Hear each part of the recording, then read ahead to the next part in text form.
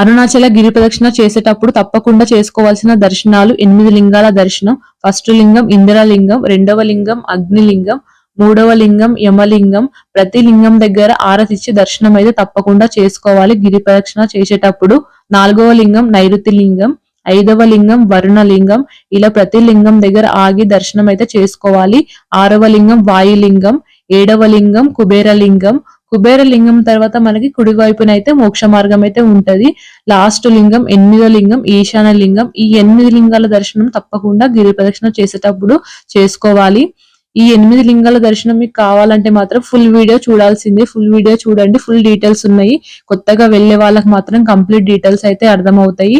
గిరి ప్రదక్షిణ స్టార్ట్ చేసినప్పటి నుంచి ఎండ్ చేసే వరకు ఎలా ఉంటది, ఎలా స్టార్ట్ చేయాలి, ఎలా ఎండ్ చేయాలనేది కొత్తగా తెలియని వాళ్ళ కోసం అయితే ఫుల్ వీడియో అయితే ఉంది. వెళ్ళి చూడండి, కంప్లీట్ డీటెయిల్స్ అర్థమవుతాయి. Thank you for watching.